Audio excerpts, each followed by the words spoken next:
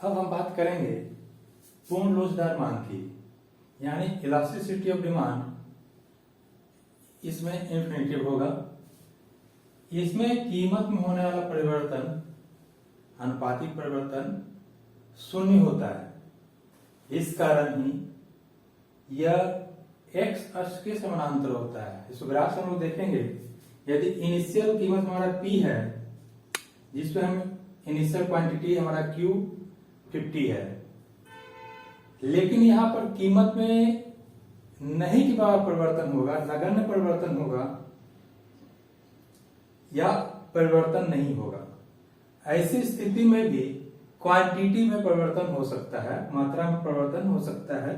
यानी P कीमत पर ही Q1 मात्रा की मांग की जाती है, जो कि Q से ज्यादा है और यह 90 है।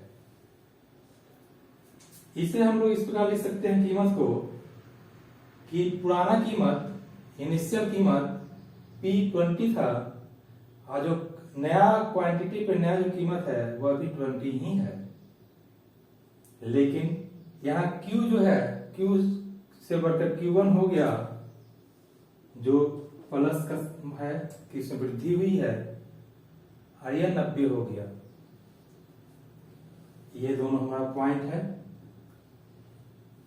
इस स्थिति में पूर्ण लोचदार मांग में कीमत स्थिर बना रहता है, लेकिन क्वांटिटी में कितनी वृद्धि और कितनी भी कमी हो सकती है। ऐसी स्थिति ही इन्फिनिटिव की स्थिति होगी। इन्फिनिटिव क्यों होगा, इसको हम लोग मैथमेटिकली चेक कर सकते हैं। यहाँ change to price P1 minus P equal to 20 minus 20 equal to 0, यानी चेंज टू प्राइस जो कीमत परिवर्तन है वो शून्य है, यानी उसका अनुपातिक परिवर्तन जो है वह शून्य है। और change to quantity Q1 minus Q 90 minus 50 equal to 40 है। तो उसको हम लोग इलास्टिसिटी ऑफ डिमांड के फॉर्मूला पे सेट करें तो इस तरह से आएगा 0.8 डिवाइड बाई 0, 0 से किसी भी अंक में भाग करेंगे हम लोग, तो उसका आंसर इंफिनिटिव या नॉट डिटरमाइंड आता है।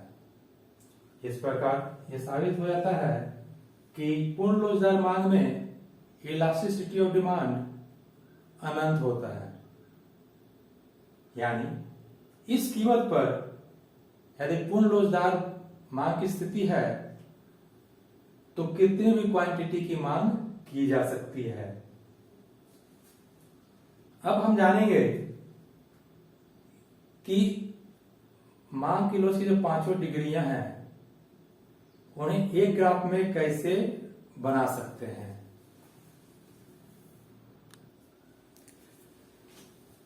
अब हम मांग की लोच की पांचों डिग्रियों को एक साथ एक ग्राफ में बनाएंगे। ये हमारा उसी तरह है, कीमत इधर क्वांटिटी। हम लोग पूर्ण लोचदार मांग से शुरू करते हैं। पूर्ण लोचदार मांग यानी कीमत स्थिर रहेगा, उसको कितना भी क्वांटिटी की मांग की जा सकती है, और वह रेखा एक्स अक्ष के समानांतर होगी। यानी ED इक्वल टू इन्फिनिटी का शेप इस तरह का होता है। इसके बाद हम लोग दूसरी रेखा लेंगे पूर्ण बेलोचदार मांग की, यानी वह रेखा जिसमें कीमत में कितना ही परिवर्तन हो सकता है लेकिन क्वांटिटी हमारा स्थिर बना रहेगा। इस तरह की जो रेखा रहती है हमारी, जो y अक्ष के समानांतर होती है, यानी ED इक्वल टू 0, ये हमारा क्वांटिटी है जो पूर्ण बेलोचदार मांग की स्थिति को दिखाता है। इसमें कीमत में कितना ही परिवर्तन हो सकता है, कमी या वृद्धि हो सकती है, लेकिन क्वांटिटी हमारा स्थिर बना रहता है, क्वांटिटी में कोई परिवर्तन नहीं होता है। अब तीन स्थितियां हैं, तो हम इकाई लोचदार मांग को बनाएंगे इस ग्राफ में। तो इस पॉइंट से बीचों बीच हम एक रेखा खींचते हैं। यह रेखा इकाई लोचदार की होती है, यानी इस रेखा पर जितना कीमत में परिवर्तन होगा उसी के अनुपात में क्वांटिटी में भी परिवर्तन होता है। उसको मैथमेटिकली सॉल्व करने पर उसका आंसर 1 आता है, जो बताता है कि मांग की लोच इकाई लोचदार है। अब हमारे पास दो स्थितियां बचती हैं, एक सापेक्षता बेरोजगार, असापेक्षता लोचदार। तो हम लोग सापेक्षता लोचदार मांग की रेखा को बनाएंगे। सापेक्षता लोचदार मांग की रेखा बताती है कि कीमत में जितना परिवर्तन होगा उससे ज्यादा क्वांटिटी में परिवर्तन होगा, यानी कीमत में थोड़ा कमी होगा तो क्वांटिटी में ज्यादा परिवर्तन होगा। यहां पर हम लोग को देखना होगा ये इलास्टिसिटी डिमांड इक्वल टू 1 है और यहाँ इलास्टिसिटी डिमांड इक्वल टू 0 है और यहाँ इलास्टिसिटी डिमांड इंफिनिटिव है। तो सापेक्षता लोचदार के लिए यानी इकाई से ज्यादा इंफिनिटिव से कम, तो हम लोग यहां से एक रेखा खींचेंगे जो इस तरह आएगी। यह इकाई से ज्यादा होगी क्योंकि यहाँ इकाई है, इधर इंफिनिटिव है, इधर बढ़ेंगे जब हम तो इकाई से ज्यादा लोचदार होगी। अब हमारा अंतिम रेखा बच रही है सापेक्षता बेलोचदार, यानी इकाई से कम और शून्य से अधिक। तो इसके लिए हम लोग इधर से एक रेखा खींचेंगे, ये हमारा रेखा बनेगा इकाई से कम लोचदार। इस प्रकार पांचों रेखाएं एक ग्राफ में बनाया जा सकता है बहुत इजी तरीके से। इससे पता चलता है कि जैसे जैसे रेखा चपटी होती जाती है उसकी लोच भी बढ़ती जाती है। ये हमारा वर्टिकल रेखा है, y अक्ष का समानांतर है, बिल्कुल खड़ी रेखा है। इस पर हमारा इलास्टिसिटी डिमांड 0 है, ये बिल्कुल खड़ी रेखा है, वर्टिकल रेखा आपकी है। इससे थोड़ी सी चपटी होने पर यानी इधर की ओर चपटी होने पर मांग की रेखा इकाई से कम लोचदार हो जाती है। यहां से इधर की ओर हम बढ़े तो फिर इकाई लोचदार हो जाएगी। इसके बाद इधर और चपटी होने पर रेखा मांग की रेखा इकाई से ज्यादा लोचदार हो जाती है। इसके बाद हम इधर की ओर जाएं तो यह अनंत लोचदार हो जाती है। और यह रेखा अनंत लोचदार की रेखा पूर्णतः चपटी रेखा है जो x अक्ष के समानांतर है। तो जैसे जैसे रेखा चपटी होती जाएगी वैसे वैसे उसका मांग की लोच बढ़ती चली जाएगी। तो ये बहुत इंपॉर्टेंट ग्राफ है, इसमें आप एक साथ पांचों रेखाओं को बनाकर दिखा सकते हैं। हमने अभी तक मांग की लोच को पूरा जान लिया है कि मांग की लोच क्या होती है, उसकी डिग्रियां क्या हैं, उसका ग्राफिकल प्रेजेंटेशन कैसे होता है, उसका ग्राफ किस प्रकार बनता है, और मांग की लोच की जो पांचों दशाएं हैं उसका मैथमेटिकल डेरिवेटिव्स कैसे होता है। एग्जाम में क्वेश्चन होता है तो उसी के अकॉर्डिंग हम लोग आंसर निकालते हैं, और जब आंसर निकल जाएगा तो वो इन्हीं पांचों स्थितियों में आएगा, equal to 0, equal to 1, equal to infinity, elastic demand greater than 1 और लेस देन 1। ये पांचों स्थितियां ही आती हैं उसमें जो बताती हैं कि मांग की लोच कीमत में परिवर्तन होने के कारण मांग में परिवर्तन क्या हुआ, उसका क्या उत्तर है। अब हम लोग एक चीज और देखेंगे, ये हमारा मांग की लोच का फॉर्मूला है।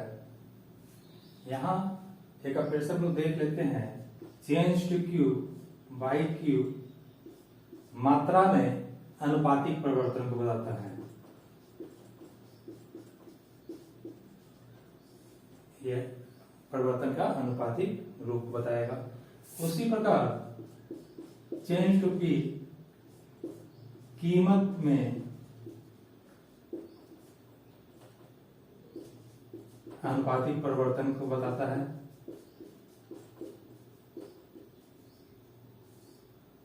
परिवर्तन को बताएगा।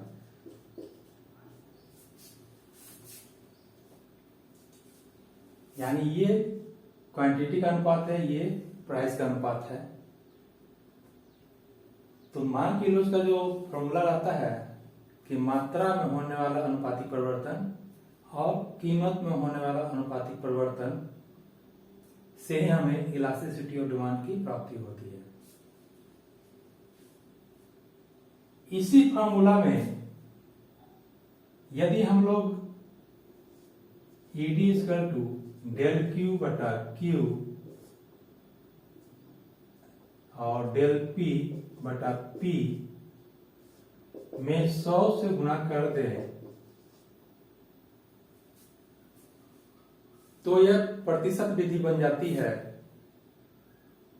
यानी जब हम लोग परसेंटेज रूप में जब मैथमेटिकल क्वेश्चन बनाते हैं, जहां मैथमेटिकली दिया है 15% की वृद्धि हुई, 10% की कमी हुई, चाहे क्वांटिटी में या प्राइस में, तो जब 15%, 20% इस तरह का दिया रहता है तो अनुपात तो निकलेगा, लेकिन वहां 100 का गुना रहता है, क्योंकि परसेंटेज निकालने के लिए हमें ये करना होता है।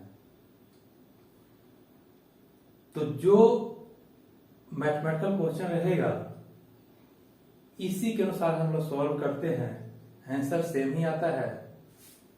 सिर्फ अंतर ये होगा कि यहां पर अनुपात के रूप में सिर्फ लिखा रहेगा, वहां अनुपात का जो अंक रहेगा आपका उसमें प्रतिशत भी रहेगा। जैसे क्वांटिटी में चेंज 15% और प्राइस में चेंज 20%, और इसमें रहता है 15/20। जब हम कैलकुलेट करेंगे तो डिवाइड करें तो हमें जो भी आंसर प्राप्त होगा वो पता चल जाएगा कि क्या लॉसदार है या उससे कम है, ज्यादा है या इन्फिनिटिव या शून्य है। तो बस ये अनुपातिक में है, ये अनुपातिक रूप है, ये प्रतिशत रूप है। इसी का प्रयोग मापन में किया जाता है। मांग की लॉज जब हम मापते हैं तो उसमें हम लोग करते हैं, जो हम लोग नेक्स्ट वीडियो में देखेंगे। तो मांग की कीमत लॉज का प्रेजेंटेशन आपका कैसा लगा, आप जरूर कमेंट सेक्शन में लिखें। आप बताएं कि आपको कहाँ कोई दिक्कत आई या वीडियो आपके लिए सुटेबल था। धन्यवाद।